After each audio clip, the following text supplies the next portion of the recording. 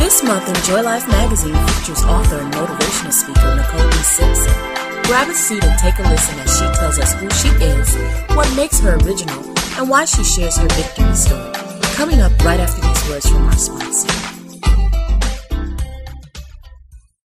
Music for Souls Foundation has been working diligently over the past few years to serve needy families in Haiti. Their mission is ongoing, and with the recent tragedy of the earthquake, it only motivates Sister Martha and Music for Souls missionaries to work harder on behalf of the Haitians.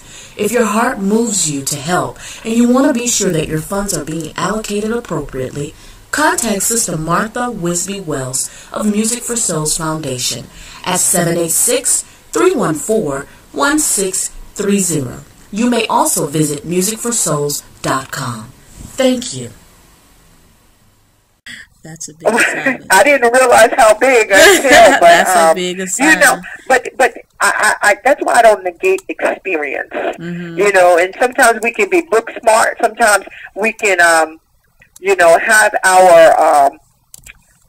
our education and our credentials.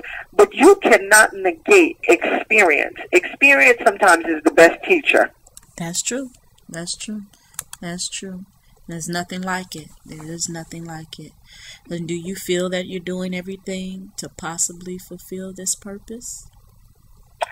I do. I do believe that I am certainly in a place where, I have dared to dream, and that I have been in diligent pursuit of my dream. That's not to say that I have not experienced failure. I've stumbled a couple of times, but every step of the way I've been able to get up and keep moving forward. And I think that's the priority, the ability to keep moving forward. And in that, I have found that I may not be where I want to be, but I'm certainly not where I was years ago. And now I am in a position that I'm recovering everything that I've lost, and my tent or my expansion of opportunities and windows of opportunities are so much greater than they've ever been before. And that's what Daring to Dream is all about. And I'm very candid about where I'm standing in the midst of it as I've penned this new novel. I'm very clear about the fact that I'm in my working stage. But when I look at the lives that I've been able to bless or contributed to them, then I realize that I have probably accomplished more in these last 10 years than I did in my first 28 years of my life. And so I'm grateful for that because I've accomplished a lot. That's awesome. That's awesome. Now, speaking of your book, Dare to Dream, Pushing Past Your Pain to Pursue Purpose, there's an excerpt in that passage, on a passage on your site, where you mention people have reason to be motivated to achieve more in life. And your exact statement was, you also have reason to be motivated. Unless you are totally fulfilled in every area of your life, then there is something you've desired secretly for a long time. Now, right. As a minister of the gospel, has your philosophy regarding success ever been challenged?